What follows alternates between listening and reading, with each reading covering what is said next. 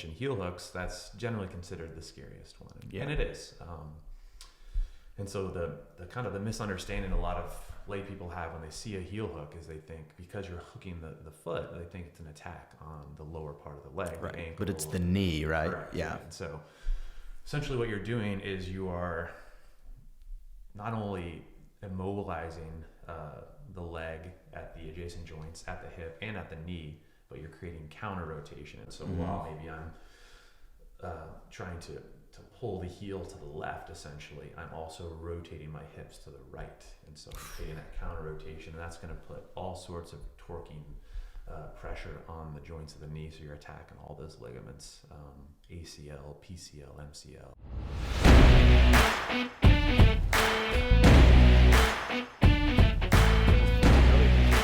Like I said, I think where I wanted to start off, because I get this a lot from my friends. They don't really know. I tell them that I'm doing jiu-jitsu, and they don't really know what it is, and I have a hard time explaining it. So I'd love to just get like your background on how you got into it, and then kind of if you could give almost like a definition of jiu-jitsu, and we can kind of go from there.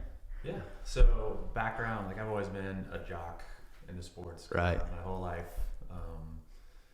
And so played everything, and then was through high school, played basketball and ran track. And I'm a short white guy, and so basketball didn't really pan out. Yeah, me too.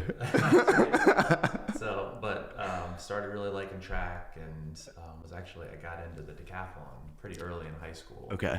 So here in Tennessee, they actually do the decathlon as an event. And so started doing all the different events and a lot of training. And so by my senior year of high school, I was getting some notice from colleges and stuff like that. So I stopped playing basketball, focused full time on track, and then did pretty well in high school. And so I was able to go to run at University of North Carolina. Okay. And while I was there, were you doing decathlon there? Mm-hmm, okay. Yeah. So yeah, I did the decathlon there, and then my senior year I just did the jumps. Like the long jump was my specialty, and so I did long jump and triple jump. And then about 2000, so I graduated in 2007, 2005, I started watching MMA. I had a buddy who was into the UFC, and like so, early days. Yeah. Yeah. This was like right before the first Ultimate Fighter. And so I'd go to his dorm room on Saturdays and we'd watch the fight nights or whatever it be. And then that started evolving into like, let's go to Buffalo Wild Wings. And so it became this big thing. I became a big fan of MMA. Yeah. And then... And you're like, I got to go to a gym. Yeah. So yeah. It's like after college, I'm going to try it out. I thought I was going to want to fight MMA. I was young and still... Like professionally? Yeah. Or just see where it went. Yeah, exactly. Just kind of see where it goes. And so graduated and ended up back in Nashville. Not my plan, but here we are. And so I literally Googled MMA gyms and came across Nashville MMA, and they were actually in the Hundred Oaks area at the time, in the old, like now defunct mall. Right. And walked in there, and actually Sean Hammonds was one of the first people I talked to, and so I tried a jiu-jitsu class. This was August. Were they doing jiu-jitsu and Muay Thai at the time? Okay. Yeah, it was kind of everything, a lot of the same programs. Okay. And so tried that, and then tried Muay Thai the next day, and just liked jiu-jitsu more. Still with the idea of wanting to eventually fight MMA and just try it. So started training then, and that first 6 months were a little touch and go in terms of my consistency of training, but that surprises me. Yeah, was out of town a bunch, and but then picked it up and started competing as a white belt. Really liked it, and just carried on from there. And so now, almost 15 years later, that's crazy. Still going. So yeah, it's been a great journey. Started teaching just kind of by chance back about 6 years ago, I'd say. Okay. So, brown belt, kind of a little bit as a purple belt, but mostly as a brown belt, and then went from there. Gotcha. Yeah. So if you were going to describe for like a layperson, like what jiu-jitsu is, like, do you have a good, because I find it hard. I'm like, well, it's like grappling, but you take people to the ground, and then there's joint locks and strangleholds, and people are like, what's a joint lock? Yeah. So yeah, that's what kind of two kind of routes I take in trying to cue people in on what it is based off of pop culture and what people are normally familiar with. And so wrestling is one of them. I'll say, wrestling, but instead of pins, we use submissions. Okay. And so like when you make people say uncle, right? Whether in joint locks, it's, you basically try to get their limbs to bend in the wrong direction. Right. In a controlled manner, and then you try to strangle their neck. And that works most of the time. Other people, like the UFC, like MMA. Yeah. I get a lot of is it like karate? And I'm like, I don't really know what karate is, but I think it's different. Yeah. So I was like, when people ask that, I'm like, not really. It's closer to wrestling, or if you're familiar with judo and you watch the Olympics. And so it's like, basically we do what they do. It's a fight without strikes, honestly. If you think about it fully, we do everything that you would do in a full combat situation, but you're just not hitting the other person. And so that normally helps out. Or like when with the UFC fight, like, the UFC, we do what they do on the ground, essentially. Gotcha. Okay. So that's a good way to think about it. Helps a lot. So, I've always been interested by this in terms of like belts, right? Mm-hmm.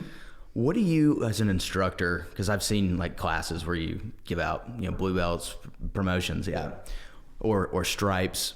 Like, what are you looking for? Obviously, you start out as a white belt, so there's no skill involved there. But as you progress, like, what are you looking for in, an advanced white belt into a blue belt, or a blue belt versus a purple versus, brown or black? And there's a general sense of skill and ability that you're looking for, although that's, there's a spectrum of that in terms of what the person's goals are, how old they are they a man, are they a woman, are they athletic?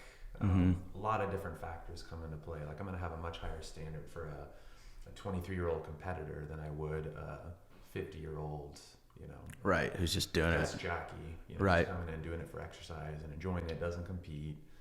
And so there's differences there, but generally, white belt to blue belt, we're looking for just a basic understanding of the game itself. The overall game is specifically focused on surviving and escaping. And so if you can being on your back a lot, and learning to survive those bad positions, show proper movements and reactions to certain things, not even start to see some semblance of counterattacks and stuff like that. But mostly it's, for me, for somebody to earn their blue belt, they're pretty solid in their ability to survive in bad positions and escape those positions. Gotcha. At least get back to a neutral position. Right. And again, that depends on who their training partner is at that time. If they're going with a brown belt or a black belt, Do you see white belts getting a lot of submissions? I feel like for me, being a one stripe white belt, like, I think I went like a month and a half without getting any. And then sometimes I'll hit like 4 in one class. Is that something you're looking for, or is it more really? No, you're going to have, there's a white belt I have right now who's mostly does my 6 a.m. classes, and he's a former wrestler, good athlete, relatively young guy. Just, intuitively, he takes to jiu-jitsu. He just gets it. And so, I'll catch him. He'll catch submissions on good blue belts sometimes. He's just really good. Right. And so, when I watch him roll, I expect to see him submit people who are also white belts. And there's other white belts that, like, I have another guy who also comes to my 6 a.m. classes, and he's like Houdini. He's not really going to ever submit anyone, at least right now. That's not really But his you focus. can't get him. Yeah, he's not as athletic as a lot of other people, but his ability to be slippery and to get out of places and use proper positioning and frames and things like that is really good. So I don't, if you're a 3-stripe, 4-stripe white belt, you've been training for 2 years, and you run into a 3-month white belt, I expect to see you at least show some proficiency and some ability to submit them. Right. Not to say that you need to show a wide range of submissions, even if you just have 1 or 2 good ones. Right. Because I'm of the mindset that you don't need a library of techniques, Yeah. especially from submissions. Yeah, you talk about that a lot in class. Like, do the high, high percentage submissions that that guys hit in MMA, like Kimuras, arm bars. Exactly. Yeah, it's a look at the highest levels. Because it's like similar. Like, my take on parenting is like, you're not trying to raise good kids. You're trying to raise good adults. Right. And so jiu-jitsu is the same way. I'm not trying to make good white belts. I'm trying to make good black belts. And so, even right from the get-go, I want to teach you what's going to work at the highest levels. Yeah. And so is that what do you think, like, as a white belt you should really work on? Like when you're at that starting level, is it, like you said, just being able to not like stay out of bad situations? Get out. You're going to be put in bad situations all the time. It's just be able to survive, like control your mindset, your cognitive abilities in those positions, because that's where, like, one of the biggest benefits I think to jiu-jitsu is your ability to control that, the amygdala response, right? The fight, flight, freeze. Because that's where you're getting some really uncomfortable positions, and there's hormonal responses there, right? Naturally, that we have. That if you get put into, if you run into an altercation with some stranger in the street, like a lot of people that they kind of almost black out because then they can't control themselves in that moment. And so training helps you manage that response, and so show that the ability to, okay, you're in a bad spot, you got a big sweaty guy on top of you. Can you, especially when you're in the gi, and it's like, for people that don't know, the gi is like this karate pajamas that we wear, right? And they're really thick, and like it's just like heavy and sweaty, and you're like, man, this is the most uncomfortable. And people putting all their weight down on you too. Right. Yeah. That gi gets in your face, and sometimes you can't breathe, or if you feel really a lot of pressure, on your chest or on your neck. And so that ability to kind of not so much relax in those situations, but still have a clear head and be able to work through what you've been taught and what you've learned in class and in training. Yeah, that's something I've noticed. There's this guy, I don't know if you know him, I forget his last name, Eddie. He's at our gym. He's like a big, I think he said he was from Ecuador. I can't remember, but he's probably 250 pounds. Okay. He does no gi. I've only ever seen him at open mat, but I would roll with him and he'd get me in knee on belly, which is like, it would just crush me. And I weigh like 155 pounds. Right. And it took me a good couple weeks to like get used to that, like the weight and not like just panicking, Yeah, and there's going to be situations where you're still like, there's one of my students he's 6'5", 350 pounds, and he's athletic. And so even now when I roll with him, like it can be like, luckily he's nice to us. So he could really hurt all of us, just with his sheer size. But even when he gets a good position on me, it's like, okay. Even doing it for 15 years. Yeah, because it's, that's a lot of weight and gravity coming down on you. And so that's where you have to keep a clear head where, somebody else my size is on me. I don't have to think about that so much. It is a lot nicer going against somebody that's your size or smaller. Right. I don't get the smaller part very much, but okay. So what about like blue belt? I hear a lot that like blue to purple is kind of like the big jump where you should kind of understand a lot of like, not all the techniques, but a lot of them, right? You should have like a pretty good grasp of jiu-jitsu is like, that's really like, I've heard like if you make purple belt, you can make black belt. Yeah, you're kind of, it's not always the case, but you've kind of moved into that long-term lifer type of category once you get to purple belt, because that generally blue to purple and also purple to brown, they're the two you're most likely going to spend the longest amount of time in those belts. It's a long journey and everyone's criteria are different, but like in Brazil they call blue belts cockroaches essentially because there's so many of them. Really? And so a lot of people get their blue and just kind of fizzle out and quit because it's a grind, especially if you're trying to compete and do things like that. Mm-hmm. So blue to purple.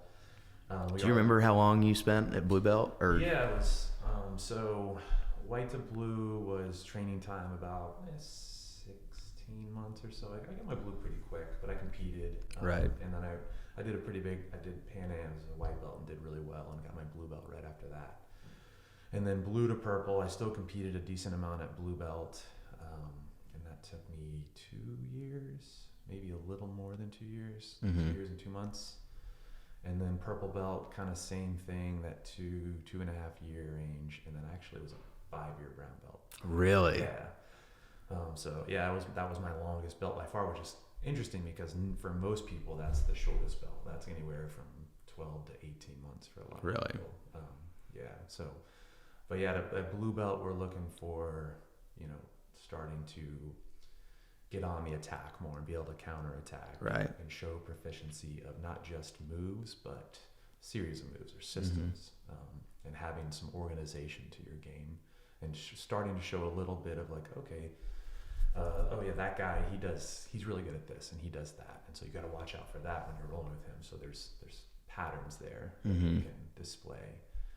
And then purple belt, even more so, you're starting to really develop a game. And again, all that too is that your game's going to change throughout. You're going to pick up different techniques, let's say a different guard that, you learn 2 years into blue belt, you're like, oh man, I've been doing closed guard this whole time, but now I'm learning a different guard that I really like. And so it's a whole new set of movements and different things that you have to. So it's refinement as you get up. Yeah, it's well, you're gonna really, you're refining the whole time, right? But yeah, the blue and purple stages, you're really just, you're building your game. Brown belt, there's different paths, right? Some people are big competitors. Some that people that want to be instructors, you're starting to look for them to be more proficient with their ability to verbalize and explain and coach and cue different techniques and things like that. So their ability to teach now is like the focus. Because a brown belt, generally you're gonna, if you keep training, you're gonna get better. Yeah. Continuously, but that's where the progress will start to slow. Like you've kind of made all the big jumps that you're going to get in jiu-jitsu. Right. So for a lot of people, brown belt and black belt ability-wise isn't not that different. Yeah, you can have a solid brown belt that can tap a lot of black belts. Depending on skill and size and things like that. Yeah. What were you working on as a brown belt that you think took so long to get that jump? One of the biggest issues I ran into at brown belt is I tore my meniscus in my knee. Okay. So I tried to. I've had that injury. Yeah. Not bad. I didn't have the full tear. I had the minor scope, but did you have to get like the full 6 month? No. recovery? So for the 6 month thing, they're going to do a meniscus repair where they're actually going to try to secure it back together. I was in my mid 30s already, and so generally they're not going to do that with somebody that age. Okay. Because there is a very high percentage of people who go for the meniscus repair route and re-tear it. Yeah, I had a buddy who's a wrestler at Stanford. He tore it did a repair, tore it, did the repair, tore it again 4 months later. Yeah, and so I went for the meniscectomy route, which is the removal of the torn portion of it. The issue with the meniscus is generally it's not going to repair itself, right? Once you get a tear there, it's not like a ligament that's going to heal on its own. Yeah. Now there's some different stuff people are doing. Like I got a PRP shot as part of my therapeutic approach. Is that plate? What's that? It's a plasma-rich platelet injection. So they take your blood out and they spin it in a centrifuge. I've heard. Yeah. Did that seem to help? I thought I did. My issue the whole time was on my MRI. They misdiagnosed the type of tear it was. They told me it was a lateral tear, which is just right at the rim and kind of. So it's a pretty easy tear, and I had a medial side tear, which is in quote unquote the red zone where you have good blood flow. And so the doctor was like, this, you could probably rehab through this. 18 months later, still, it was just kind of up and down. I'd feel better and I'd go train, but never 100%. Yeah. I never trusted it, and then I'd kind of tweak it. What did you do originally to tear it? Was it jiu-jitsu or something else? Yeah, it was jiu-jitsu. I think there was a slight tear that I kind of didn't really notice. This was maybe 2015 or something like that. And then about a month later, it fully popped on me. I was playing X-guard, and so basically my leg was laced through somebody else's leg. So there was a little torque on the knee. It wasn't in the perfect position, and it just kind of it popped on me. And so 18 months later, I finally got surgery, and they found out it was a bucket handle tear, which is like a tear in the center of it, right? And so they had to remove more than they thought. And they did a little work on the lateral side of my knee too. But it was for me, normally it's like a 4, maybe 6 week recovery from the meniscus removal essentially. And for me, it took 8 to 10, a little bit longer, but now no issues at all. That's good. Yeah, and it was that time too. With that injury, I was still, my instructor Sean was going to give me my black belt a couple of times. He kind of gives out black belts once a year at team training, and I actually went up to him. I just asked him to give me a little bit more time because I wanted to compete at brown belt one more time. Yeah. I had competed a couple of times already. I just didn't feel right about getting promoted like while on the sideline. Interesting. So I like that. Yeah. So I was teaching a lot still, and but wasn't able to really train hard for a year and a half. And so Yeah, that adds slowed it. me down. Well, and then you kind of lose that momentum too, right? Like I feel like getting the feel back is so important. So okay, since we're on the topic of leg injuries, I actually want to talk about leg locks. Okay. Yeah. So one, for people who don't know, maybe explain what they are, but two, like as a white belt who like we don't train a ton of leg locks, like they absolutely terrify me because I hear about like heel hooks, especially like the injury. Sure. Maybe explain like what they are. Do you think the amount of injuries people can get from leg locks are exaggerated? And like what's actually happening? Because like when I see a heel hook, I'll have to like flash a picture of one up on the screen or something, but it doesn't look like when I see an arm bar, it's like somebody's elbow beam. Like I can tell how that's going to break somebody's arm. When I see a heel hook, I'm like, and they're like, be really careful with this. I'm like, what? Like, what are you even doing that's like tearing or breaking? Like what's going on there? Yeah. So generally leg locks are, just attacks at all the lower body joints. You can attack the knee in multiple directions. You can attack the ankle. And that's generally, you can attack. So yeah, there's something called a calf slicer, a calf cutter, where you can attack the backside of the knee, the connective tissue there.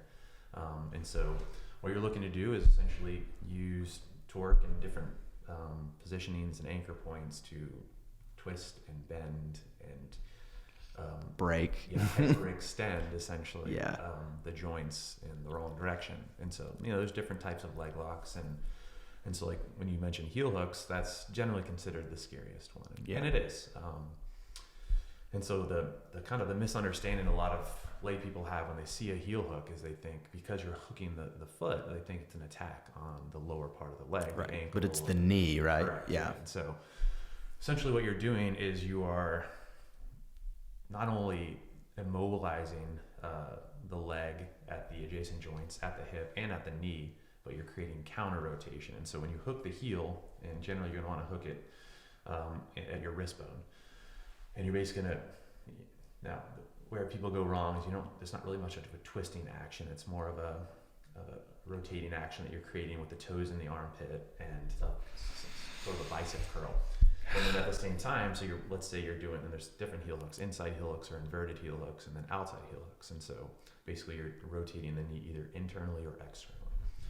So is it a twisting that you're doing? Yes. Okay, I thought it was like a pulling apart. Yeah, and the best way you can think about it is like for me is wringing out a towel. So you're kind of twisting in both directions, because that's where they just assume a lot of times when they see the heel hook is that you're just rotating in one direction, but you're maybe creating a wall the other direction, so they can't continue to rotate at the adjacent joints. But you're also creating counter rotation with your hips and with your movement. So while maybe I'm trying to pull the heel to the left, essentially, I'm also rotating my hips to the right. And so I'm creating that counter rotation, and that's going to put all sorts of torquing pressure on the joints of the knee. So you're attacking all those ligaments, ACL, PCL, MCL, LCL. Just all the good stuff. Yeah. So it is like it hurts me to think about. Yeah. And the scariest part about heel hooks in general for me, and so I think I have a pretty good general understanding of functional anatomy. I've been a personal trainer for 12 years, and so it's I kind of dive into it a little bit. Yeah, is with the knee joints, especially rotationally, because most people think when you think the knee that it's some people call it a dumb joint because for the most part it flexes and extends, it bends and it straightens. But it also has a little bit of rotation.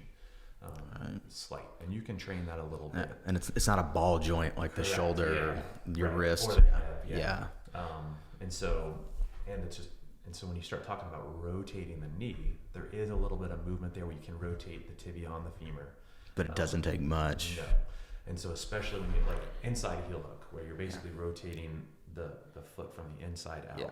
And there's not a lot of pain, is what I've heard. Like, it's just kind of like a Kimura or something. You can feel the ligaments start to pull, and there's some leeway there. Yeah, that's really the range of motion, and that's the scariest part. And so, because like with a shoulder, with a Kimura lock, let's say, you're gonna have a good bit of time because of the distance that the joint has to travel to meet. Okay, range. that makes sense. Whereas the knee, the nature of the position itself of an inside heel hook is you're already at end range, and so doesn't take much. The number of degrees of rotation that it takes to create a break is very small. Okay. And so and people just generally, they're newer to the mainstream game.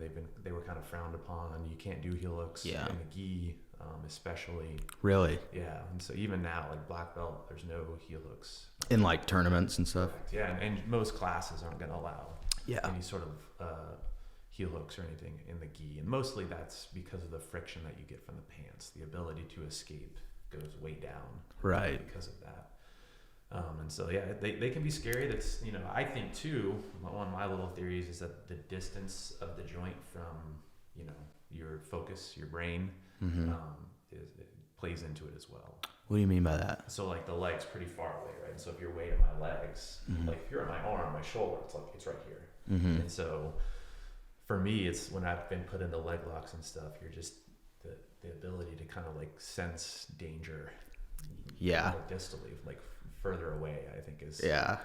I get that. I like immediately tap to leg locks because I'm just like, I don't, and you've taught us some escapes, and I'll kind of try to like stand up but it's like, I'm not gonna bust my knee up over this. Yeah. And I always worry about like a white belt, who's like trying to do one and like tearing something on accident. So I usually tap to him pretty quick. In terms of no-gi, like, are guys doing those? Like, do you think guys should be doing them in the gym or like, because I've heard you say like, if you get somebody, or if there's a heel, like, what'd you say? Like a fish that you caught, like look at, catch and release, like see, like make eye contact. I could get you in a heel hook and let's just call it a day. Yeah. It's for most people that are trained that aren't looking to compete at a high level in no-gi, that's the best way to train them. I think it's safe. And so essentially you're never finishing the technique. You're catching it, you might give it a little bit of, but you're not actually looking for a tap. Yeah. Because that takes a lot of trust in your training partner to actually know what's going on. Yeah. To tap correctly, and we can get into hand fighting and stuff too, and how that can actually be detrimental in terms of tapping. Hand fighting in terms of like trying to get their hooking arm like away from the heel. For most of these techniques, your training partner is going to want to be able to connect their hands, be able to finish to create a closed loop essentially. And so a big part of a lot of people's leg lock defense is to fight the hands. So they can't connect their hands. So if you can't grab, then they'll have trouble finishing. It's not a surefire way. There's still ways to finish it with one arm. Right. But a lot of times what happens when people are hand fighting, they're moving and twerking. Yeah, your hands are occupied. Yeah. And so they're on your opponent's hand. So let's say that your training partner connects their hands finally, but you still have your hands on their arms. And they're already cranking on it. And the only thing keeping them from finishing it is you holding their hands. So maybe they're even putting extra force to try to get the tap. But you're like, okay, it's time to tap now.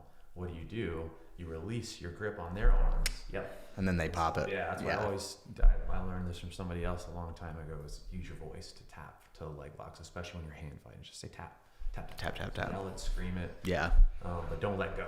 Yeah. So that's what like belt or what level do you start teaching heel hooks to guys, or when should they start? Or leg locks in general, because there's tons of joint locks from the legs, right? It's not just heel hooks, but I guess I feel like we've learned entries into leg locks, but not a lot of the finishes. Yeah, most of the time, I mostly teach a fundamentals no-gi class, and so I definitely, leg locks are a big part of the game, especially in no-gi, and so even in fundamentals, we're going to focus on those, focus on defense and offensive maneuvers and entries. That's going to be a big part. And our focus mostly with submissions in a fundamentals class is going to be more of a straight leg attack. Straight ankle locks is generally the only allowable leg lock at the lower levels. Right. And so big focus on that. And those are directly related to heel hooks. There's slight, changes. It doesn't look dissimilar when you, Yeah, and it's funny because you can use the other one as a countermeasure to a defense. And so the defense for a straight ankle lock is what we call, at least an initial defensive maneuver, is to put the boot on, which is essentially to dorsiflex your ankle or to pull your toes back towards your shin. And so a lot of times, because what they're trying to do in a straight ankle lock is overstretched. And then that makes your heel exposed.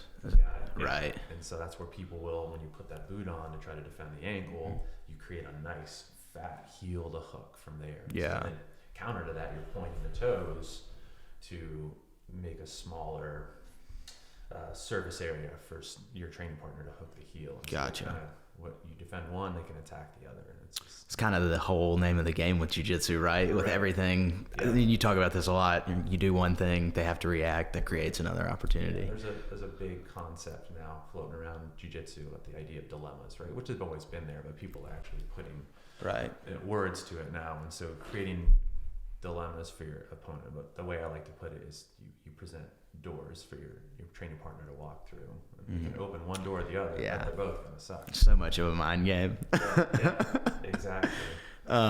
So on the topic of leg locks, I'd be really interested to get your opinion, because I listen to John Danaher a lot. Mm-hmm. For people who don't know, I think it's safe to say he's like maybe one of the foremost jiu-jitsu coaches in the world. I mean, definitely. And he kind of I feel like he brought leg locks kind of to the next level. One, how effective do you think they are? And two, what do you think is next? Because I think what's fascinating about jiu-jitsu is it's like always evolving, mm-hmm. right? Like if you go back and watch old UFC, right, or like Royce Gracie, I feel like purple belts now could maybe submit him. What do you think is next in terms of where the sport is going? Or have we kind of figured a lot of it out? Because I feel like leg locks were this big thing where it was there's this whole half of the body that nobody was attacking. It was kind of seen as this last ditch effort, I'm beat, so try for a leg lock. Yeah. Where now I feel like it's a little bit more of people's game is to be known as a leg locker. Yep. Are there other things? I know you mentioned, I think the other day in your no-gi class, you're talking about fighting up and doing wrestling type move. Do you think wrestling's going to get more involved? 100%. Yeah, I think, like you said, John Danaher, he brought leg locks in his, he basically, he put a system around them mm-hmm. That was easily digestible for his students. Yeah. And they were pretty early adopters. Not to say that people didn't use leg locks before that. Right. Dean Lister, right. Dean Lister, exactly. Aoki, Jeff Glover was a good leg locker. But they're looked down upon, it seems, right? Yeah, especially in more traditional Brazilian jiu-jitsu settings, more gi focused. Mm-hmm. The leg locks were seen as cheap in a lot of places, and kind of that idea of I can't beat you in other ways in more traditional jiu-jitsu settings. So I'm gonna which is so funny because I feel like the whole idea of jiu-jitsu was to be able to defend yourself and submit other people, and it's then you put this whole guardrail against one half of the body and call it cheap. It's you're kind of defeating the whole purpose of this sport when you're doing that. Yeah. And so it's I get the fear around them. It's because a leg attack, and the scariest thing of we said a heel hook is that if you pop somebody's ankle, most of the time I've had my ankle quote unquote popped, which is basically attack the connective tissue in the ankle. The recovery time's a few weeks for the most part. I saw a guy, pop his ankle in open mat. Yeah. I just got in there and I was warming up and I heard and I looked and the guy goes, "Oh fuck, I'm so sorry." Yeah. It was bad. Yeah. I was like, that's why I'm terrified of leg locks. Right. Yeah, and it can be tough, especially when you attack the knee. I mean, that's you tear your ACL. It's a year. And you think about it, for a lot of people, that's a lot of money. Yeah. That's going to cost them in medical bills mm-hmm. and missed work. And I've never torn my ACL in my life. Yeah. And he was out of work for 6 or 8 weeks, I think, just because he has a job where he's on his feet, and so you're on crutch, non-weight bearing. Yeah. Yeah, he was in bed for. Yeah, I mean, because I played football, so you inevitably had one or two guys a year that would tear their ACL, and I mean, they're done. I mean, they're crutches for 8 weeks, like rehab for another 6 or 8 months. Yep. Yeah, I was fortunate just to have a very minor meniscus. It was like a 4-week recovery. It's but quick. I did dislocate my elbow. That sucked. Yeah. that would make me so queasy. I still can't think. I still have nightmares about it sometimes. Yeah. So, But yeah. To your question about what's next, I think wrestling, and not wrestling in its pure traditional form, but wrestling as it relates to jiu-jitsu, I think will become even more prevalent. I think Seems like Nogi is going towards like almost like submission grappling, right? Like it's kind of. Yeah, it's there is a narrative I think where some people have that Nogi is taking over, and is going to surpass and kind of make Gi sort of its little brother. I don't think that's the case. I think there's room for both. I think you're always going to have your hobbyists, your older guys. That I've actually come around to the Gi the last like 2 months. I did not like it at first, and then I would go to open mat and like there'd be like one other dude in there, not in a gi, and I was like, I guess I need to just start doing that. Yeah, it's kind of fun. I don't know. There's something about like putting it on and I don't know, the belts and it's there's a lot of variety of attacks, and there's an old kind of analogy where people would compare the gi to chess and no gi to checkers. I think that's an unfair comparison because I think that does a disservice to no-gi, and that it's not as technical or whatever it may be. And there's definitely more options to attack somebody in the gi because you have all the grips and the You lapels. can use their clothing against them. You can use your clothing against them, and so there's a lot of different attacks and different ways that you can move your opponent and keep them from moving and things like that. It's generally people consider it a better option for older, less athletic people because you can use the grips to slow people down, and it's not this scramble fest and sweat. And it's a little slower pace. It can be, for sure. So I think wrestling is going to be a big part of it, in no-gi especially. And what specifically about wrestling do you think, like takedown? Like, because jiu-jitsu seems a little, coming from a wrestling background, like I could take down purple belts when I came in, but then I get them down, and it was I couldn't really do much. Like, do you think it's takedowns? Do you think it's because there's kind of this unwritten rule too in jiu-jitsu, right? Where like one guy's playing bottom, one guy's on top. If you watch like an MMA fight, it's trying to keep somebody down because the other guy's trying to stand back up. Yeah.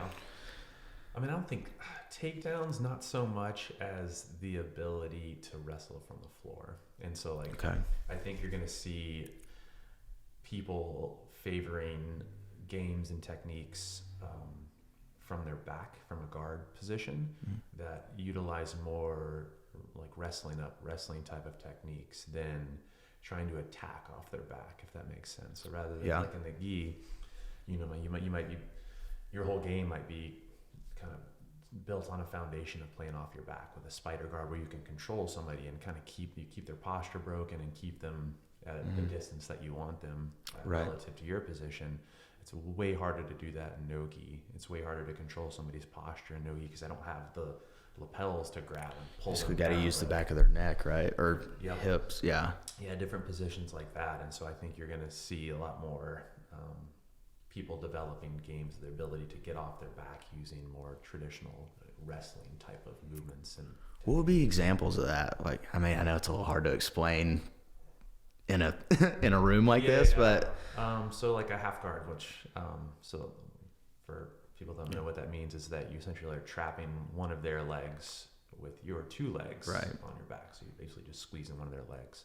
And so in a traditional sense, what you'd be looking to try to do is to utilize techniques that would sweep that person, or basically put that person on their back and you'd come on top. And you kind of roll on top. Correct. Yeah. Kind of a rolling type of action. Whereas I think now you're going to see a lot more games built off the idea of what we call wrestling up to like single working leg. up. Yeah. Like working around the back and and just so like almost forcing your way up, obviously with technique and things like that. But I think you're going to see a lot of that kind of come into play. And you're seeing a lot more now. Traditionally, when I first started, the vast majority, almost all of and it was very little to begin with. Any entries into leg locks that you learned were from the top position, where you'd literally drop down from like a single leg, or or maybe you'd be standing in somebody's guard and trap their leg and fall to your butt, and so you'd essentially give up position to attack it. And kind of the newer way to do it now is to utilize the bottom position to enter the legs. Right. So and that's a lot of instructors are really big on teaching people really early on to utilize leg entanglements, especially in no-gi, to attack from the bottom and to either get out of bad positions or to come up to the top position. And so you're seeing that a lot at all levels from there. Yeah. Do you think guys who want to compete should take like traditional wrestling classes if they want to get better at jiu-jitsu? Yeah. I mean, it's if you have the time and you really want to get better. And again, that's especially for no-gi. We have a wrestling class at Nashville MMA every Friday, which is great. But I think if you want to be a really good competitor, you're going to definitely start to see, especially in the no-gi game, where wrestling is such a big part of being able to determine what position you get to start with, where the fight takes place. You see that in MMA as well. So, there's that narrative that wrestling is the best base to enter MMA from. Yeah. And so I think that can be a huge benefit to somebody, if they don't come in with a wrestling background, even if they do, continuing to develop that skill set. Yeah. So I think it's really interesting. I kind of want to talk about, since you brought up MMA, jiu-jitsu's place in MMA. So just to like step back for people who don't know, like I went back and watched like UFC 1 a couple weeks ago, and kind of the story there, right, is that the Gracies, who kind of, I would say, brought Brazilian Jiu Jitsu, they took traditional Japanese judo and kind of turned it into Brazilian Jiu Jitsu, and then to bring it to the United States, they made the UFC tournament, right, and it was a little bit of this showcase of their fighting style. And Royce Gracie, who was their representative, just destroyed everybody, right? And he was like $170 soaking wet and beating people and nobody knew what he was really doing because nobody had seen jiu-jitsu. It seems like now when you watch UFC, it's much more Muay Thai standing focused. Like I don't know, do you feel like jiu-jitsu has become less relevant in MMA, or like, I don't know, am I misreading that, or what do you think? Because even I look at like somebody like Khabib, and I don't mean to interrupt, but like I think it can be so, and he's not jiu-jitsu background, he was wrestling, but he used a lot of jiu-jitsu submissions. Like, to me, there's still nothing that's scarier or more effective than like a guy who's really good on the ground, because you can't, like, once they have you in their grip, you can't go anywhere. Right. Whereas if you're up, you can create distance, you can back up, move forward. Anyway, I love it. Yeah, I think you're spot on. I think the beauty of what Royce was able to do early on is the unknown and the unfamiliarity with jiu-jitsu. People didn't know what it was, and so he was able to attack basically without any sort of defense on the other side. And so I think what you're seeing now is part of the game is to, let's say you bring a wrestler into MMA, and maybe they're not going to learn a bunch of pure jiu-jitsu and all these offensive submissions. Maybe they're not interested in it. But if they learn proper defense, escapes, and able to use their base of wrestling to help them with that, you can render a lot of jiu-jitsu focused fighters a little less effective. Because honestly, and I think where the narrative is what you saw in the past was a pure jiu-jitsu guy would come in to MMA, win a world championship, and relatively athletic, a Jacques Ray, a Damian Maia. And early on, they didn't really have to develop many other skill sets. They didn't really have to have much of a stand-up game. They didn't have to have much wrestling. And they could still be effective, and that's just no longer the case anymore. Right. So Damian Maia struggled early on until he learned how to utilize a striking game to be able to close the distance. And a lot of his game was built off of the clinch and getting his opponent into the fence and getting takedowns from there. He wasn't one to like shoot from the outside and blast W. He would utilize, a system of boxing and such to force his opponent to the fence, to trap them, get a hold of them, and drag them to the ground. And then he could own it. He owned it from there. And Yeah. he developed some great wrestling as well. And so Jacare, same way, very athletic and explosive guy who developed, really solid boxing and already had decent, solid wrestling. And so that's where, I just like where, I think it's unfair to jiu-jitsu because at the same time, a pure wrestler who doesn't, they get destroyed. Same thing. Yeah. And so I think where jiu-jitsu is going in MMA is you're going to start to see, I think MMA is behind jiu-jitsu and no-gi grappling in terms of the prevalence of, and the effectiveness of leg locks. I think with like Ryan Hall coming in. I was just about to.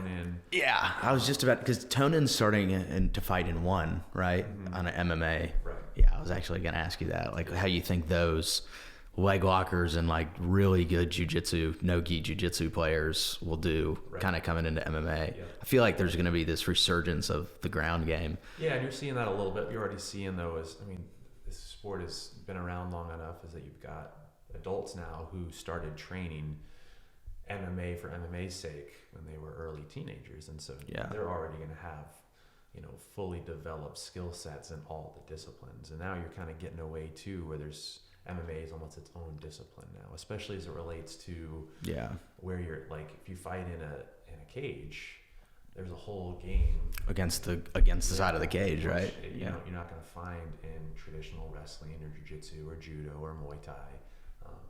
And so I think you're starting to see a whole different, like, kind of focused skill set specific to the sport of MMA. And so beyond that, in jiu-jitsu, and it's just tough doing pure jiu-jitsu in MMA because of, I tell people if I was ever... There's such a vast array of things that you can... Yeah, and so much of it is based off of being able to work off your back. But I would tell an MMA fighter who is under me is like, all of our jiu-jitsu is going to be focused on getting off your back as quickly as possible. You don't want to be down there unless you're already in an attacking situation. Yeah. And so being able to get up and get on top, whether you're using jiu-jitsu to do it or wall walking, things like that. What's a wall walk? Just using so if you get... Is that when you scoot back against the wall? Basically using the leverage of the fence to be able, without your hands essentially, to be able to kind of wiggle walk your way up to your feet. And so, I think that being on your back in MMA is a losing proposition. Yeah. For sure, regardless of your skill set. How do you think the leg locks are going to play? Like, how are guys going to enter into leg locks in an MMA situation? Sorry, go ahead. No, it's okay.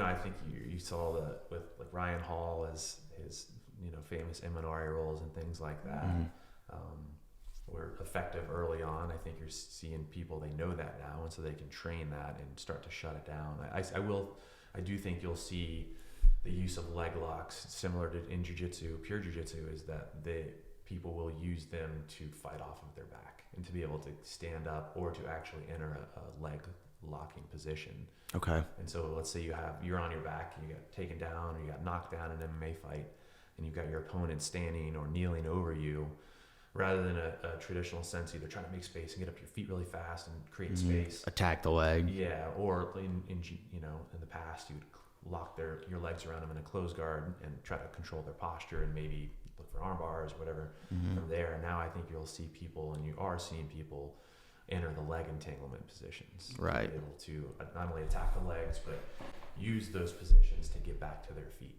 as well.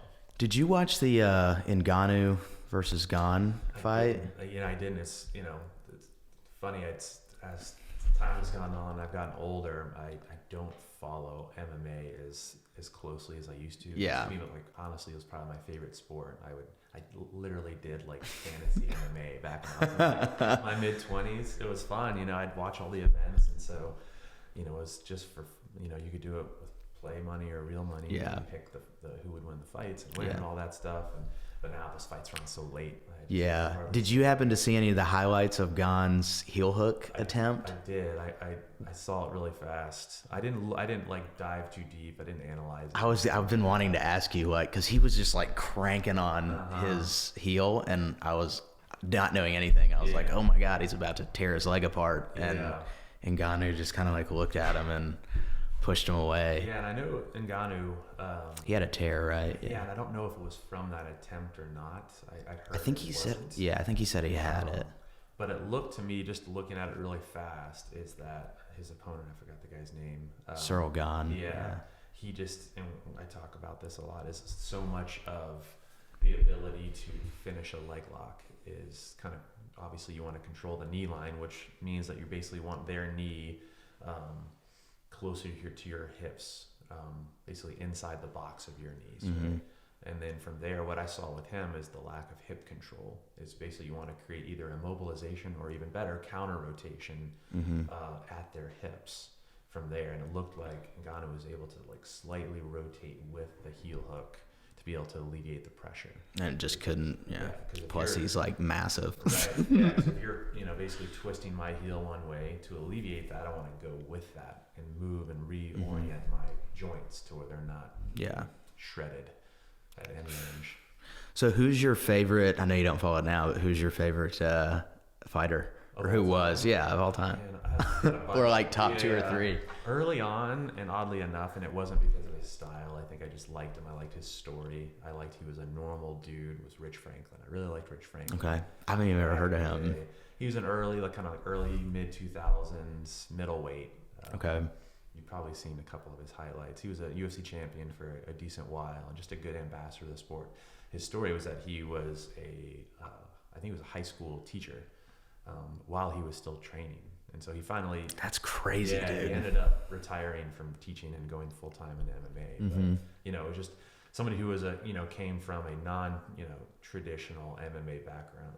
Not to say that it's, this is anything like a class thing, but like, I was coming out of college and I saw this guy who was also college educated and kind of more focused, kind of more of a heady type of fighter, and not just, he didn't fight out of anger and things like that. George St. Pierre, same way. I love him, yeah. More of a tactician and somebody who's out there and that's what a lot of people that talk crap to GSP in fight build-ups will say, oh, he's an athlete, he's not a fighter, because he goes out there and he's great with techniques and stuff, but he doesn't have that killer instinct. And so, which, you can argue say about that what you want, right? And so I saw Rich Franklin being the same way. I love GSP. I like that style of guy too. Yeah, like well-rounded fighters. I've always enjoyed fighters who could. GSP could really kind of do it all. Especially when he went up to welterweight. Was it middleweight and beat against Bisping? Yeah. Yeah, that was great. So I honestly liked GSP's style more before he got knocked out by Matt Serra, because his game completely changed. He was a kind of a distance kick heavy karate-based fighter back before he got knocked out. And that's what happened in the knockout. Did he just... Because I didn't get into UFC till like a year ago, so I'm trying to like learn some of the history, but I don't know like all these fights. Did he just like get caught or? Yeah, he did. It was early in the fight. They were, he was keeping distance and playing his game, throwing kicks and some punches, and was probably looking to knock Matt Serra out, or get a TKO. That's how he'd won the belt against Matt Hughes previous to that. And he came in and Serra threw a clubbing, I think it was a left hand too, and kind of clipped him right above the ear, and he was on roller skates after that, and Serra came in, and with killer instinct and finished him from there. And literally from that fight on, and GSP was already developing some solid wrestling, but he was training with the Canadian wrestling team, and he played a much safer, risk-averse game after that. Gotcha. Throwing a ton of high kicks and things that could potentially put him at risk, and so he would set up his takedowns and really control the fight on the ground from there. That's why you saw a ton. He went from finishing a lot of people with TKOs and things like that, to a lot of decisions. Interesting. So, now, granted, that's going to happen too when as you get to those higher levels. The disparity in skill isn't going to be quite as much. Yeah, so that's just naturally going to happen. Would you put him at best ever? Hard to say. Honestly, I always just love to hear people talk about this. I think the best ever, pound for pound. It's like just from his sheer dominance is Khabib. Khabib. That's what I think too. Tough to argue, man. It's he just. I think Rogan said this a lot. Like, he just mauls people. And it was crazy to watch him. Yep. And just how he does it, and his wrestling is, and he's you hear these stories about how strong he is and his spirit. He just had, he was born to do this. What type of, what would you classify his fighting? Because he wasn't doing jiu-jitsu. I knew he did Russian Samba. Is it Samba? Yeah. Samba. Is that a mixture of, is it just submission grappling, or because that whole section of from Russia to Iran, all the best wrestlers in the world. It's actually I was listening to somebody talk about this. They're people say the Russians are really good. They're it's really this one small section of Russia, in the Caucasus Mountains, Chechnya. Chechnyas are really good. Yeah, I think it's just part of their culture, and I think it's interesting when you think about the Midwest too. Here in the United States, for me, that's where all the best wrestlers come, right? It's kind of shitty weather, you're not doing a lot of outdoor sports and things like that. And I think it's a tough environment. People, through generations in history, they've dealt with adversity, and I think whether it's with combat and things like that, wrestling and Sambo, it just becomes a part of what they do early on, and they're just tough people. Yeah, they're a very hardened group of people. You can just tell it's just on their face and the way they talk. You're just man, I would not want to fuck with these people. When he beat up Connor, that was I thought it was hilarious. Yeah, Connor's an interesting guy. He's a guy I used to like, and because I could separate his persona, because that's what it was early on. You could tell it's kind of become who he is. Yeah. Kind of bought into it a little bit, and just you're a dickhead now, man. Yeah. But early on, I got what he did. I thought he was a genius for doing, the way he was able to market himself and play that persona. Yeah. And to get the sold a lot of tickets. It doesn't matter if people love you or they hate you if they watch. The crazy thing too is he was calling everything he was doing. He was I'm gonna knock this guy out in the first. I don't even try to impersonate him. Knock this guy out in the first round, and then he would do it. Yeah. Forget who's the guy he clipped in the first 13 seconds. Was it Aldo? Uh-huh. That was crazy when that happened. Yeah, Connor's big advantage. He's got a really cool. He's athletic. Got a really cool style. Great skill set. Very slippery. Yeah. And his biggest advantage early on in his career was his size relative. Because he was 145. He was fighting. He was cutting a ton of weight. If you go look at some weigh-in photos of him, he looks like he just got rescued from some sort of bad POW situation. Yeah. And so his power and his strikes, so his connections, and you saw it with his first Nate Diaz fight. He clipped Diaz with several punches that would have ended the fight at featherweight. Right. Against most people. And Diaz was tougher anyway. Yeah. A strong chin.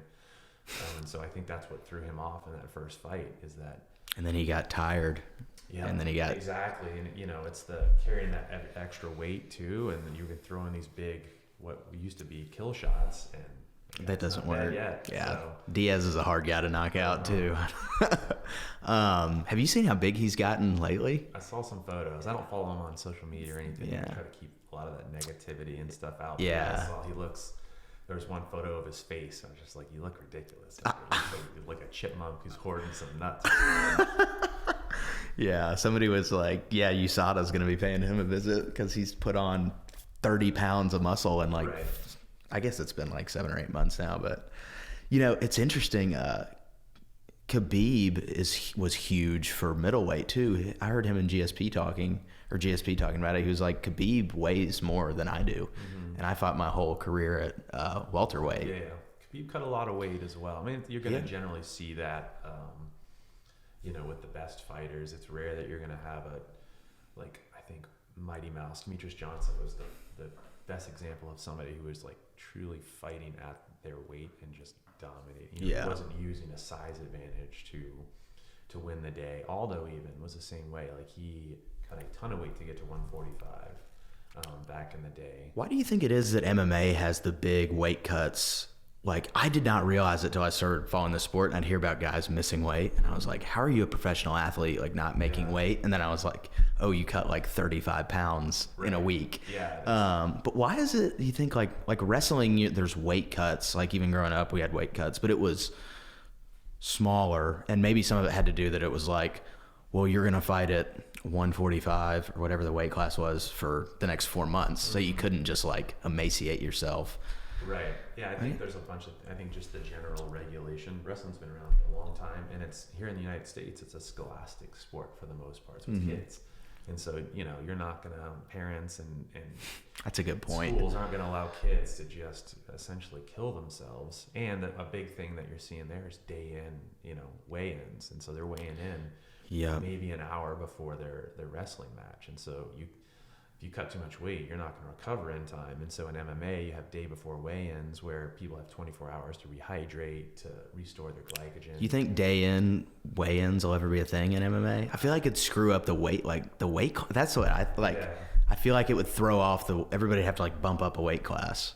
I don't think you're going to see it. I think it's part of combat sports, boxing, you weigh in the day before. And for the fighters too, you don't want them focused on the day of their fight and having to make weight. You want their focus to be on the fight itself. I think what you will see and what you have a push for now is more regulation around how much weight you can cut. And so you're going to see a lot more like 3 week out weigh in, or like how do they decide, like how do they get your baseline? And that's where, you know, they have to, that's a good question of, you know, you'd have to have a baseline body weight or body fat percentage, or, you know, however you want, whatever metrics you want to look at, and then from there you can only cut a certain percentage of that. So I think the Japanese organizations are already doing that. I think one does that, so you're not seeing these huge weight cuts, and you've been seeing this for years. Like Thiago Alves is a good example. He fought at welterweight, but I remember hearing a story. So it was 170, and he's not a tall guy. He's like 5'9" maybe. And I remember they were talking about the next day, he was like, so the day of the fight, he was like right around 200 pounds. So he had put 30 pounds back on. And so people, how can you do that? It's water and it's glycogen. Yeah. What's glycogen? So it's basically the stored version of glucose in your body. Okay. And so sugar. Yeah. And so this stuff weighs. You know, that's where people are like, oh yeah, I gained. When people talk about Thanksgiving, you know, I gained 8 pounds from the right. You know, you likely didn't eat 8 pounds of food. You're storing the water and and then, you know, you probably might have been, you know, depleted of glycogen. And then that's what our body uses a lot of times is energy to break down. Do you know what type of programs, or like what are these guys doing to cut all that weight? Is it purely just like sweating everything out and like riding the bike in sweatpants? And I've seen them like wrap themselves in these ridiculous, like it almost looks like big thing of tinfoil. And that's how you're gonna to get the last little bit out. It's, you know, you're gonna have nutritionists and specialists now that help with weight cuts, and it starts for somebody who's gonna cut a lot of weight, especially if you're trying to drop a weight class. Start like weaning it down. Yeah, and a lot of those people will do rehearsal cuts as well. And so let's say they lose a fight at 155 pounds. I'm like, okay, I need to go to 145. I'm just not big enough here. This is what I'm feeling is holding me back. And so within that, let's say they're going to fight again in 6 or 9 months. And so within that period, they will start their dieting process, because a lot of people, that means they're already lean enough to the point where they're going to have to cut muscle. And so you're like, is this really worth it? So they'll do practice cuts. And so they'll go through and they'll practice making weight. That can't be good for you. Yeah. So, but most of the cut is if you do it well, is going to be nutrition and weight management based leading up to the fight, and then the water. Yeah. So generally, my understanding is you're going to want to get those last 8 or so pounds out with water, and glycogen and things like that, with the sweating and all that and the spitting. Does that not just like? I mean, obviously you've never done this, or I don't think, but like. You've done all this stuff to like keep your body in great shape, cardio, training every day, and then like the day before the fight, you're gonna go like ride the bike for however many miles, and like does that? I don't understand how these guys come out and fight effectively the next day. I feel like I would just be wrecked. Yeah, that's all. A lot of it's all in the recovery process of doing the right things that over the next 20 hours. So that's like half of it is cutting and the other half is recovering. I think, that's where you're going to see people like, oh man, he just looks rough from that weight cut. And, that could be just an issue, inside his body that couldn't have been helped anyway. Or maybe he did a poor job of rehydrating and recovering from his weight cut. That's where you want somebody, especially at the highest levels, you're going to have hopefully somebody in your camp who's a specialist at this and has helped guiding you. Yeah. along, especially if you're new to it. And so Yeah, I heard Khabib had a lot, like he was having trouble when because he missed weight once. So, yeah, and then he got like a specialist, didn't have any trouble, but it's interesting, man. Okay, I want to circle back to jiu-jitsu for a minute. This is a little bit of a broad question, but what do you think about jiu-jitsu? I hear it a lot. Like I see Henner Gracie talking about this a lot, like jiu-jitsu in terms of just like general self-defense. Like if you ever found yourself in like a street fight, or like I tell people, I'm like, you should like learn, like you don't have to like go crazy, but you should learn some of this stuff in case, especially my friends who are, you know, going out and drinking, and I'm like, you just, yeah. I mean, it can be very helpful. It's, you know, I think the narrative, and you've probably, you know, dealt with this too, you know, even when you're training less than a year, and I had this happen to me, it's like, oh, look at this guy, big tough guy, don't mess with him, he knows jiu-jitsu.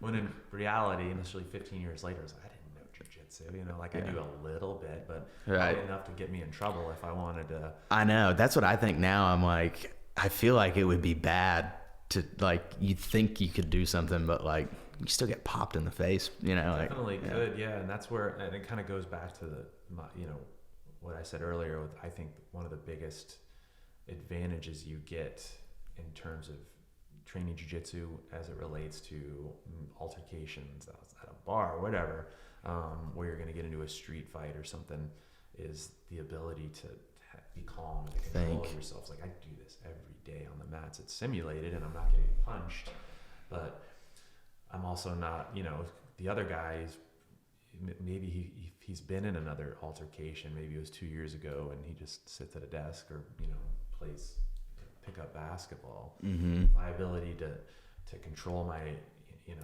adrenaline, my nerves and adrenaline and that amygdala response is going to be huge. But, you know, in terms of practical application, you better be able to take them to the ground, though, right? Like you can know all the arm bars and the guard, and don't get hit on the way in.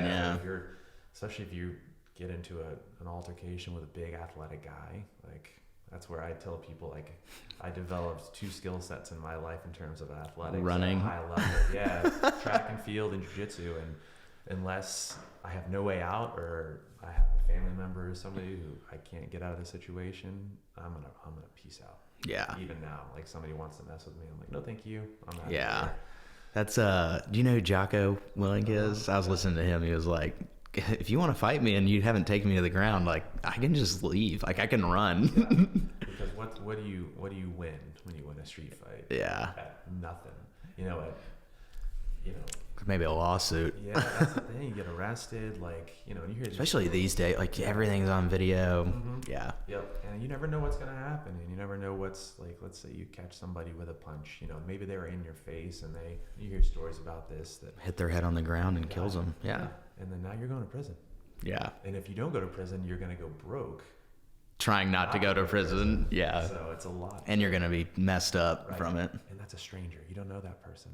Right, that's the big thing. I try to, like, that's where jiu-jitsu too is, like, you develop that calmness. I think if you take the right approach to it and you train long enough, you understand what's at stake when you do this, and how bad it could get, even for you, even as a skilled person, something could go wrong. Yeah, and it's the consequences can be dire. I think it's great too that they're you see a lot of police academies starting to implement some stuff. Because, like, it is good just from one sense to know, like, if you're a cop and you've got, like, your knee on somebody's back and they're, you know, you're like, don't resist. It's like, well, if you don't know, like, how to manage your weight on top of that person, like, it's scary, like, if you're on your stomach or on your back and somebody's got their full weight on you. But also, you see all these altercations with, it's unfortunate, like, these cops pull out their guns, and not to get into the political stuff, but you're like, man, if they just knew how to, like, control this person, they could just get him into mount, right? And like, just all right, we're just gonna just calm down, right? So, and that's where you develop that confidence to be like, I don't have to go straight to a lethal option. You know, that's one of my students is a police officer here at Metro Nashville, and he's a purple belt. Yeah, I think I've seen him around. Yeah. And we were talking about it a few weeks ago, and And so another one of my longtime training partners, haven't seen him in a while, but old school black belt. His name's Sean Polizano, and he's like a legend. He's a Metro police officer. He's a secondary black belt. He's been training for 20, 25 years. And so he is naturally the highest ranked jiu-jitsu practitioner in the whole department. Right. But what I learned that kind of shocked me was that currently my purple belt student is the second highest ranked really jiu-jitsu practitioner in. Are there any other ranked jiu-jitsu for a couple? Yeah, but just lower. We have some people that are, and we have some at National MMA that are, white belts and blue belts and things like that. But it just shows you the lack of, and not to say that jiu-jitsu is the only martial art or self-defense thing that you can learn, but it's also, it seems to be the perfect one avenue for police officers, because generally you can subdue and control a resisting person without hurting them at all. Yeah. And so I think that's where the benefit is, and that just shows you too the lack of emphasis on supplemental training. And that's because most of the time when you'll talk to police officers, the most training they get is just a week or two at the academy. I know, that's what I was listening to Jocko talk about too. He was like, when we were in the SEAL teams, we spent 90 to 95% of our time training. Like, so when you're in that combat situation that you don't freak out. He's like, it's the opposite with police officers, where it's like one, you do your academy and then it's like 1 or 2 weeks of like continuing ed a year. It's crazy to think about. Like, I'd be terrified as a cop going up to, you just never know what you're walking into, like not knowing how to subdue somebody if you had to, and you're carrying a gun that can be used against you. So it's frightening. Like you said, it's definitely it's a complex issue. There's a lot of things to consider when it comes to how we police in America.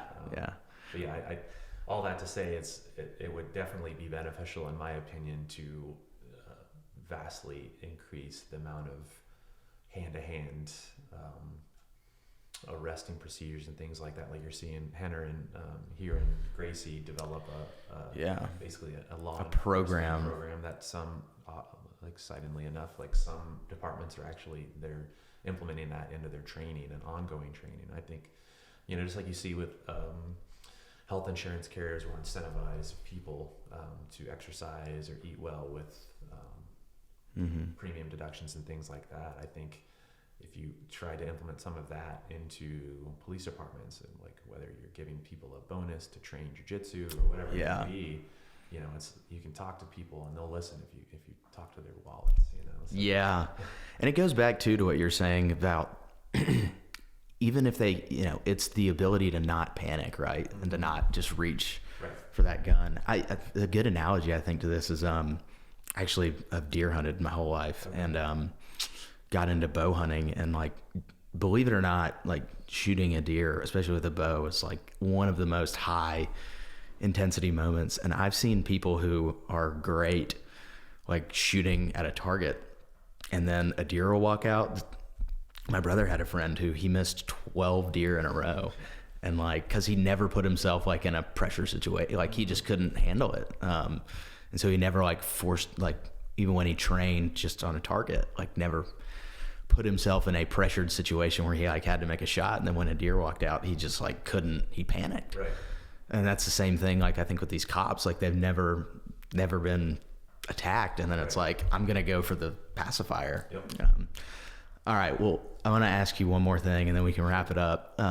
It's a little bit of a meta question, but what do you think is the best thing jiu-jitsu has done for you, just in terms of personal life, like has changing the way you think, or I don't know what I'm trying to get at, but if there's one thing you could say, like, this has been the biggest benefit I've gotten from it, what would you kind of say that is?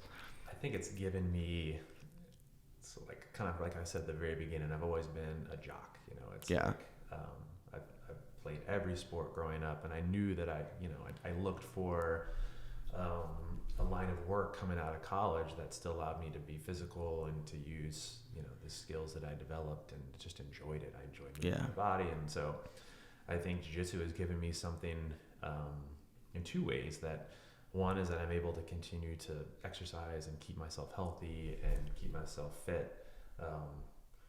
Whereas the alternative to that probably would have been, I can look back 15 years and on another path, I probably would have tried CrossFit and played some pickup basketball. Right. Like various things that come and go or whatever. Yeah.